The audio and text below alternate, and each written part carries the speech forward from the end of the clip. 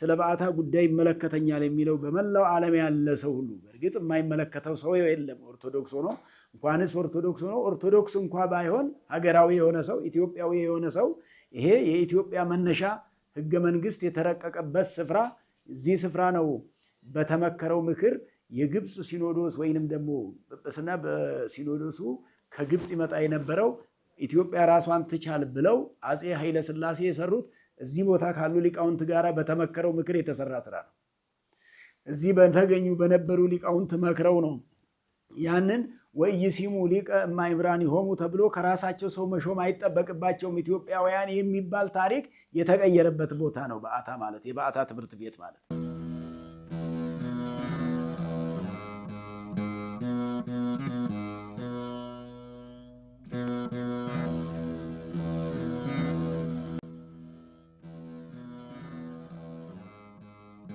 በስመ አብ ወወልድ ወመንፈስ ቅዱስ አሃዱ አምላክ ይትባረክ እግዚአብሔር አምላከ አበዊነ ስቡሕኒ ውእቱ ወልዑልኒ ውእቱ ለዓለም።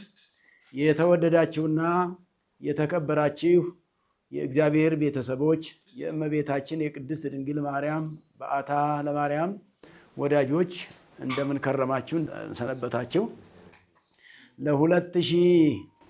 ለ2018 ዓመተ ምህረት የበዓታ በዓል ቀን ታኅሳስ 3 ቀን ለምናከብረው በዓል ሁላችሁም እንኳን አደረሳችሁ እንኳን አደረሰን እያልን እንግዲህ በዓሉን ከወትሮው ለየት የሚያደርገው ግንባታ ለበዓታ በሚል ርዕስ ነው ዘንድሮ የምናከብረው። ይህንንም ልንቻልንበት ምክንያት ካሁን በፊት በየዓመቱ በዓል እንደምናከብር ይታወቃል። ከወትሮው ለየት የሚያደርገው በኮሪደር ልማት ምክንያት የዳግማዊ ምኒልክ መታሰቢያ ትምህርት ቤት ፈርሷል። ፈርሶ እንደገና በአዲስ መልኩ እንዲሰራ የዲዛይኑ ስራ አልቆ ተጠናቆ ይገኛል። ስለዚህ እርሱን ለመገንባት ደግሞ የበዓታ በዓል መነሻችን ነው። ካሁን በፊትም የዛሬ 93 ዓመት ይሄ በዓል ነው መነሻ የሆነው ለትምህርት ቤቱ። ትምህርት ቤቱም የተሰየመው በንጉሱ በአጼ ምኒልክ ነው። ንጉሱ ደግሞ ከዚህ ምድር ላይ በሕይወተ ሥጋ ወይንም በሞተ ሥጋ የተለዩት ታኅሳስ 3 ቀን በመሆኑ ታኅሳስ 3 ቀን ደግሞ እመቤታችን ቅድስት ድንግል ማርያም ወደ ቤተ መቅደስ የገባችበት ነውና ይሄ ቤተ ክርስቲያን የተቋቋመው ልጃቸው ንግሥት ዘውዲቱ በመጽሐፍ ስማቸው አስካለ ማርያም ለአባታቸው መታሰቢያ ይሆን ዘንድ ለታኅሳስ 3 በየዓመቱ በዓሉ ይከበር ዘንድ የተቋቋመና የተከፈተ የተመሰረተ ቤተ ክርስቲያን ነው። ቤተ ክርስቲያን ብቻ መስርቶ ደግሞ ቤተ ጉባኤ ከሌለ ቤተ ክርስቲያኑ አገልጋይ ስለማይኖረው አገልጋይ ለማስገኘት ሲሉ ትምህርት ቤቱም ከቤተ ክርስቲያን ምስረታ በኋላ ተመስርቷል። ቤተ ክርስቲያኑ ከተጠናቀቀ በኋላ በ25ኛው 1925 ማለት ነው። ይህ ቅድም 93 ያልኩት ይህን ዕድሜ ያስቆጠረው ይሄ ትምህርት ቤት የዳግማዊ ምኒልክ መታሰቢያ የቀሳውስትና የመምህራን እና የቀሳውስት ማሰልጠኛ ትምህርት ቤት ነው የሚባለው። በዚህ ነው የተመሰረተው መጀመሪያ። በኋላ አዳሪ ትምህርት ቤት ይባላል። ቆየት ብሎ ደግሞ አብነት ትምህርት ቤት የሚልም ስም ተሰጥቶታል በአንድ ወቅት በቤተ ክህነቱ ጥናት። ነገር ግን አዳሪ ትምህርት ቤት ማለት መንፈሳዊ ትምህርት ቤት ማለት አብነት ትምህርት ቤት ማለት ሁሉም አንድ ነው።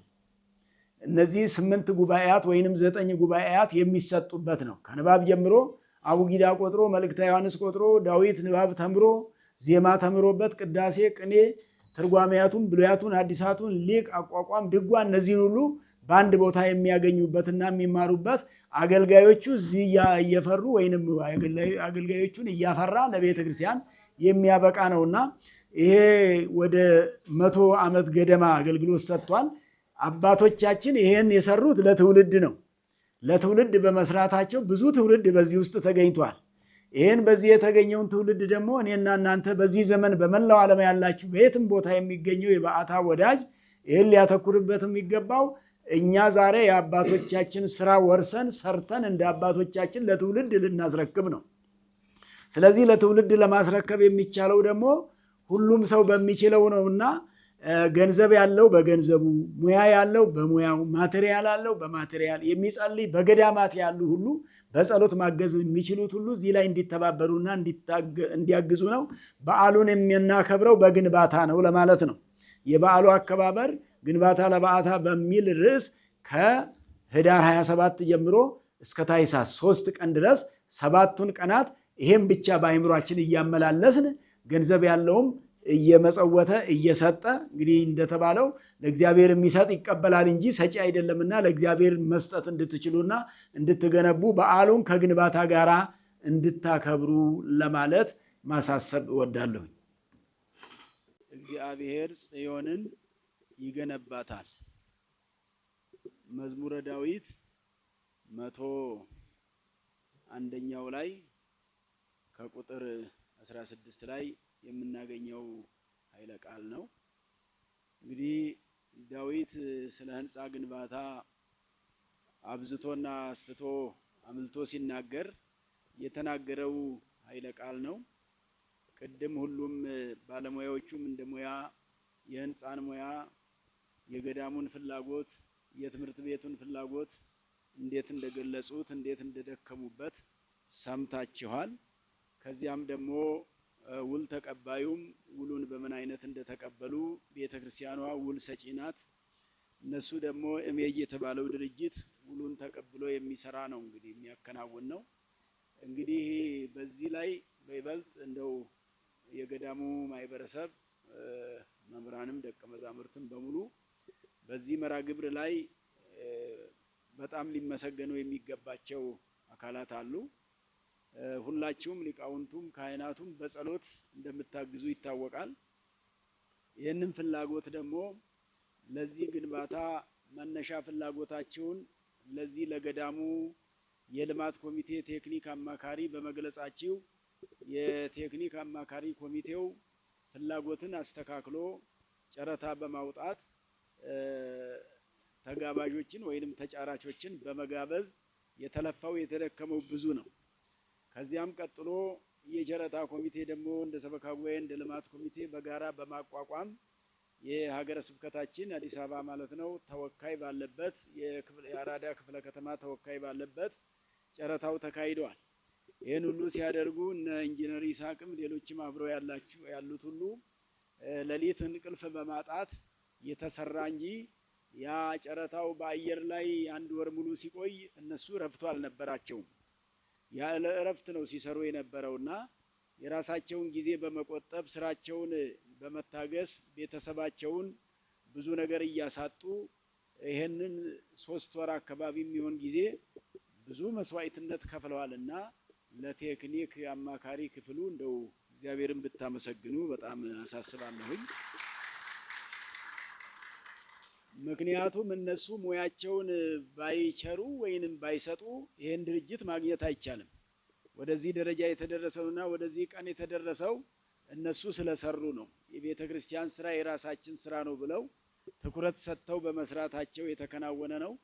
ቀጥሎም ይሄን ህንጻ የሚከታተሉት እንደ ቤቱ ተወካይ ሆነው በልማት ኮሚቴ ስር ይሄንን የሚያስፈጽሙ ቴክኒክ አማካሪው ክፍል ነውና ቀጥሎም እግዚአብሔር እነሱን ይጠብቅልን እያልን ሌሎቻችሁም በጸሎትም ያገዛችሁ፣ በሙያም ያገዛችሁ፣ በምክር ያገዛችሁ ለህንጻው ስራ ደግሞ ግቢው ምቹ እንዲሆን ደግሞ በጎ አድራጎት ያደረገም አካል አለና ገንዘብ በመስጠት ይሄ ግቢ ተደልድሎ ተስተካክሎ ዛሬ መውጫ መግቢያው የተመቻቸ እንዲሆን በመደረጉ ይሄን ላደረጉ በጎ አድራጊ ምዕመናንም እግዚአብሔር ይስጥልን፣ እግዚአብሔርን አመስግኑላቸው። እንግዲህ እንደገለጽኩት ይሄ ታሪካዊ ትምህርት ቤት እንግዲህ ወደ 9 ቤተ ጉባኤ እስካሁን ድረስ 7 ጉባኤያት ይካሄዱበታል። ከንባብ ጀምሮ ነው የሚካሄደው። ከሌሎች ቤተ ትምህርቶች ወይንም ቤተ ጉባኤያት ለየት የሚያደርገው ሁሉም ትምህርት እዚህ የሚገኝ ነው። እዚህ ሌላ ቦታ አንዱን ትምህርት ተምሮ ሌላ ትምህርት ለመማር ሀገር አቋርጦ ተሄዶ ስንቅ ተሰንቆ ተደክሞ ተለፍቶ ነው። አባቶቻችን ግን ይሄን ሲመሰርቱ ሁሉም ጉባኤ እዚሁ እንዲገኝ አንድ ትምህርት ተምሮ ሌላ ትምህርት ለመማር የሚቻልበትን አመቻችተው አቋቋሙ እዚህ ያለ፣ ድጓው እዚህ ያለ። ቅድም እንግዲህ ሲገለጽ እንደነበረው ለዚህ ሁሉ የሚያስፈልጉ ክፍሎች ተብሎ የነበረው ትርጓሜያቱ፣ ቅኔያቱ እዚሁ ነው የሚገኙት። ይሄን በአንድ ቦታ አባቶቻችን አመቻችተው 93 ዓመት ያገለገለ ትምህርት ቤት ነው። ከ1925 ጀምሮ እስካሁን እያገለገለ ነው የነበረው። የኮሪደር ልማቱ ምክንያት ሆኖ ግን አሁን ለስራ የሚበቃበት እድል ተፈጥሯል። በእርግጥ ከዛም በፊት የሚተኩ ነገሮች መሰራት ነበረባቸው። ነገር ግን ጊዜ ገቢር ለእግዚአብሔር እንደሚለው እግዚአብሔር ለሁሉም ጊዜ አለውና ይሄ ጊዜ እግዚአብሔር ጊዜ ለዚህ ቤት እግዚአብሔር የሰጠው ጊዜ ነው ብለን ነው የምናምነውና ለዚህም ደግሞ አሻራውን እያንዳንዱ ሊያሳርፍበት የሚችለው ሁሉም ሰው ሲሰራ ነው። ቅድም ባለሙያዎቹ በሙያቸው እንደሰሩት ሁሉ እንዳየነው ሌላውም ሰው በዚህ ልክ ከሰራና የሚጠበቅበትን ካደረገ እንደውም ከገቢ ማሰባሰብ ጋር እንግዲህ አሁን የሚቸግረው እሱ ነው ተብሎ ይታሰባል። እሱም ራሱን የቻለ መርሃ ግብር አለው። ነገር ግን ገንዘብ ሁሉን ስለሚሰራ ለገንዘብ ደግሞ መነሻው ራሱ እግዚአብሔር ስለሆነ ሰዎች ሳይሆኑ በመጽሐፈ ሲራክ ምዕራፍ 29 ላይ ስታነቡት ዘይገብር ምጽዋተ ይሌቅሆ ለእግዚአብሔር፣ ስጦታ የሚሰጥ ሰው ለእግዚአብሔር ነው የሚያበድረው ይላል። ስጦታ መስጠት ለእግዚአብሔር ማበደር ነው። ለእግዚአብሔር ያበደረ ሰው ደግሞ አይካድም፣ እግዚአብሔር ስለማይክደው። ለሰዎች ያበደሩ ሰዎች ሊካዱ ይችላሉ። ሰዎች ስለሚክዱ ሰዎች ሲበደሩ ሲቀበሉ ደስ ብሏቸው ይቀበላሉ። ሲከፍሉ ግን እያዘኑ እየተቆጡ ቀንም አሳልፈው አስኮርፈው ነው የሚመልሱት። እግዚአብሔር ከተበደረ ደግሞ እንደውም እጥፍ አድርጎም ነው የሚመልሰው። ሳያስኮርፍም ሳያሳዝንም ነው የሚመልሰው። ስለዚህ በዚህ ስራ ላይ የምትተባበሩ በመላው ዓለም ላይ የምትገኙ ሁሉ እንኳን ደስ አላችሁ እያልናችሁ ከዚህ ጋር እዚህ ላይ አሻራውን የሚያሳርፍ ሰው ሁሉ ስጦታውን እዚህ ላይ የሚሰጥ ሁሉ የሚያበድረው ለእግዚአብሔር እንጂ ለሰዎች አይደለም። ስጦታው ለህንጻም አይደለም፣ ለገዳሙም አይደለም፣ ለልማት ኮሚቴም አይደለም። ለራሱ ለባለቤቱ ለእግዚአብሔር ለእመቤታችን ለቅድስት ድንግል ማርያም በ3 ዓመቷ ወደ ቤተ መቅደስ ገብታ በዓታ ለማርያም አሰኝታ በዚህ ምክንያት በዓታ ለማርያም ተብሎ እየተነገረ ዛሬ ድረስ እየተዘመረ እግዚአብሔር እየተመሰገነ እንዲሆን ምክንያት የሆነችው ብድራቱ ስጦታው ለእመቤታችን ነውና ለእግዚአብሔር የሰጠ ያተርፋልና ይሄን ለማትረፍ በዚህ ዘመን እግዚአብሔር ያዘጋጃችሁ ሁሉ የታደላችሁ ናችሁ ለማለት ነው። እንግዲህ የምንሰጠው አደራ ለዚህ ለድርጅቱ ለኢሜጅ አማካሪ ድርጅት ይሄን ስታማክሩ በቀደምም በጽህፈት ቤትም እየተነጋገርን ነበረ። እድለኞች ናችሁ ነው እኔም ብላችሁ ይሄን ለመገንባት ታድላችሁ ተመርጣችሁ ነው። እኛ ከመነሻውም እንደሚታወቀው በቤተ ክርስቲያን ብዙ ጊዜ በሀገረ ስብከትም በኩል በጠቅላይ ቤተ ክህነት ቤተክርስቲያናችን ላይ በየአጥቢያዎች ሁሉ ብዙ ስራዎች ይሰራሉ። ብዙ ጊዜ የለመድነው አካሄድ በግብዣ ነው። ብዙ ጊዜ ስራዎች የሚሰሩት ባለሙያዎች እየተጋበዙ ኮንትራክተሮች እየተጋበዙ ነው። እኛ እዚህ ስንመክር ምንድነው የተባባልነው? እስቲ እግዚአብሔር ይምረጥ፣ ማንንም እኛ አንምረጥ፣ ግልጽ የሆነ ጨረታ እናውጣ ነው የተባለው። ግልጽ ጨረታ እንዲወጣ ተደረገ። እግዚአብሔር የወደደው ከበደም ሆነ ዘለቀም ሌላም ሰው ቢሆን እግዚአብሔር የጠራው እሷ ራሷን ትጥራ ተብሎ እድል ነው የተሰጠው። በዛ መሰረት ግልጽ ጨረታ ሲደረግ በጋዜጣ ታውጆ ነውና ቅድም እንደተገለጸው ሂደት ተፈጠረ። በዛ ሂደት ውስጥ ማን መጣ? እነዚህ መጡ ማለት። ስለዚህ እመቤታችን ናት የጠራቻቸው። በቀደም ስንገናኝና ስንተዋወቅ ግን እኔ የድርጅቱ ስራ አስኪያጅ እኔም የበዓታ ዕለት ነው የተወለድኩት አሉ። ለዚህ ነው እንግዲህ ግልጽ ጨረታ የወጣው መሰለኝ። እሳቸውን ሊጠራ ፈልጓቸው መሰለኝ። እመቤታችን የራሷ ምክንያት አላትና ብዙ ጊዜ እድልን ከራስ ለእግዚአብሔር መስጠት የበለጠ ነው። እኛ እናውቃለን ከማለት በላይ እግዚአብሔር ያውቃል፣ እኛ እንሰራለን ከማለት በላይ እግዚአብሔር ይሰራል ብሎ ማሰብ እንዲህ ነውና እመቤታችን ወደ ቤተ መቅደስ በ3 ዓመቷ እንደገባች ይሄም ድርጅት ደግሞ እነሱም ዛሬ ወደ በዓታ ወደ ቤተ ክርስቲያናችን ገብተዋልና እንኳን ደስ አላችሁ እያልን እናንተ እድለኞች ናችሁ፣ እድሉን ተጠቀሙበት። ይሄ ቅድም ስንፈራረምበት የነበረው ወረቀት ሰው ሰራሽ ነው፣ ሃይማኖቱ ግን እግዚአብሔር ሰራሽ ነው። ይሄ በዚህ ጉባኤ ፊት የተገባው ቃል ኪዳን ግን የእግዚአብሔር ቃል ኪዳን። ወረቀቱ ውሃ ቢደፋበት ይርሳል፣ ይፈርሳል።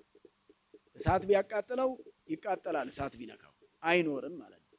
እየተነጋገርንበት ያለው ምስክራችንን በዓታ ለማርያም ብለን እመቤታችንን ምስክራችን አድርገን እግዚአብሔር ምስክራችን እማኛችን ብለን የምንነጋገረው ግን እሳት የማያቃጥለው ውሃ የማያፈርሰው ዘመን የማይቀይረው ምናልባት እኛ ጀመርን እንጂ ላንፈጽም እንችላለን። ሌላ ትውልድ ሊሆን ይችላል የሚፈጽመው።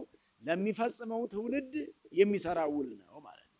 ስለዚህ በዚህ መሰረት እናንተ እግዚአብሔር ፊት ቃል የገባችሁ ናችሁ እንጂ ለእኛ ለታይካ ነገሥት ለበዓታ ማርያም በሰው ሰውኛው ነው እንዲህ ፊት ለፊት የሚታየው እንጂ የሚመለከተው የሚያየው እግዚአብሔር ስላለ የሚያያችሁን እግዚአብሔር አስባችሁ እግዚአብሔርን የሚፈራ ሰው የእግዚአብሔርን ስራ ለመስራት እግዚአብሔር ያግዘዋልና እግዚአብሔር ያግዟችሁ እንድትፈጽሙ ለማሳሰብ ነው። አደራውንም ከእግዚአብሔር ነው እየተቀበላችሁ ያላችሁት፣ ከመቤታችን ነው እየተቀበላችሁ ያላችሁት። እንግዲህ ትምህርት ቤት ካልተገነባ የአብነት ትምህርት ቤት ከሌለ ሃይማኖት የለም። ሃይማኖታችን ኦርቶዶክስ ነው ብሎ ሰው መናገር የሚችለው ሰንበት ትምህርት ቤት አገልጋይ ነኝ የሚለው ህንፃ ኮሚቴ ነኝ ይሄ የምንላቸው ነገሮች በሙሉ የሚነገሩት ቃለ ዓዋዲ ላይ የተቀመጡት አብነት ትምህርት ቤት ካለ ነው። አብነት ትምህርት ቤት ከሌለ ሃይማኖትን ለይቶ ለማወቅ ስለሚቸግር ሰለስቱ ምዕት የምንላቸው የአብነት ትምህርት ቤት ውጤቶች ናቸው። ነቢያት ሐዋርያት የምንላቸው ጌታ ባለቤቱ ኢየሱስ ክርስቶስ የአብነት ትምህርት ጉባኤ ከፍቶ ያስተማራቸው ከዛ ውስጥ የተገኙ ናቸው። ስለዚህ የሃይማኖት ትምህርት ቤት ማለት ነው የአብነት ትምህርት ቤት ማለት በቀላሉ። ስለዚህ የአብነት ትምህርት ቤትን መገንባት ኦርቶዶክስን መገንባት ስለሆነ ኦርቶዶክስን መገንባት ደግሞ ብዙ መንፈሳውያን ትውልድን መገንባት ስለሆነ ዛሬ የምናያቸው ነገሮች ሁሉ እኮ ትውልድ በአብነት ትምህርት ቤት በደንብ እየተገነባ በነበረበት ዘመን የምናያቸው አይደለም። አሁን እያየነው ያለነው የአብነት ትምህርት ቤቱ ከኮሰሰ በኋላ የምናያቸው ነገሮች ናቸው። ግብረ ገቡ ትምህርቱ ከቀረ በኋላ የምናያቸው ናቸው። ይሄ ቤት ብዙ የሀገር መሪዎችንም ከነሰነ ምግባር አሟልቶ ለሀገር አስረክቧል፣ ለቤተ ክርስቲያንም አስረክቧል። አሁንም በመላ ዓለም ያሉ አሉ፣ በሕይወት የሌሉም አሉ።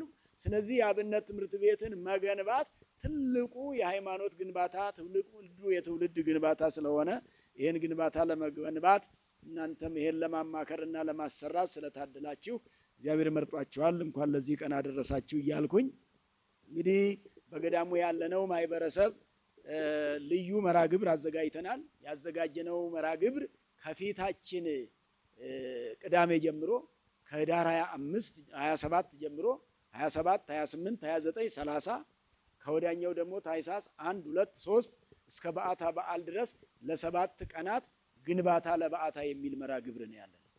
ግንባታ ለበዓታ ይገባል ማለታችን ስለሆነ በዚህ መሪ ቃል የሚጸልየው ጸሎት ይሄን በተመለከተ ነው። ለሰባት ቀናት መዋጮ የሚያደርገውም ይሄን በተመለከተ ነው። የሚያማክረውም ይሄን በተመለከተ ነው።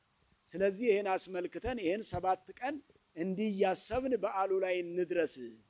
በዓሉንም ዝም ብለን አንጠብቅ። የበዓል ዝግጅታችንም ጸሎት ይሁን። የበዓል ዝግጅታችንም መዋጮ ማዋጣትና ለዚህ ግንባታ ቅድም ሲነገር እንደነበረው ሰምታችሁታል። ከ2 ቢሊዮን በላይ ሚሊዮን አይደለም ከ2 ቢሊዮን በላይ የሚፈጅ ስራ ሊሰራ የተማሪ ቅበላውንም ከፍ ማድረግ ምናልባት አሁን ያሉን መምህራን 7 ወይ 8 ሊሆኑ ይችላሉ። ከዚህ በኋላ እስከ 30 መምህራን ዋና መምህራን ቢኖሩ ምክትሎች 30 ቢኖሩ 60 መምህር ሁሉ የማስተናገድ አቅም እንዲኖረው አስፍቶ ማሰብ ስለሚገባ በዚህ ልክ ነውና ገንዘቡ ዛሬ ስሙ ሲጠራ ሊያስደነግጥ ይችላል። ለእግዚአብሔር ማበደር የቻለ ሰው ካለ ግን ለእግዚአብሔር ምን 2 ቢሊዮን ምንም አይደለም። ለእግዚአብሔር ለሰው ነው ክብደቱና ስለዚህ ለሰው የከበደ ለእግዚአብሔር ቀላል ስለሚሆን ሁላችንም እንድንተባበርበትና በዚህ የምታዩትን ስራ ሁሉ ይሄ የመጀመሪያ ቀናችን ነው። ቅድም እንደተነገረው ከተለመደው አሰራር ትንሽ ለየት የሚያደርገው ብዙ ጊዜ ጅምሮች በመሰረት ማስቀመጥ ይጀምራሉ። እኛ መሰረት ማስቀመጥን ደግሞ ቀጥለን የምናስኬደው ሆኖ ከድርጅት ጋር ውል መፈራረም ተቋማዊ ስራ ስለሆነ ተቋምን ከተቋም ጋር ማስተሳሰር እንዲቀላል አይደለም። ውል ሳይፈራረሙ ግን መስራት አይቻልም። ስለዚህ ውል ተቋማዊ ነው።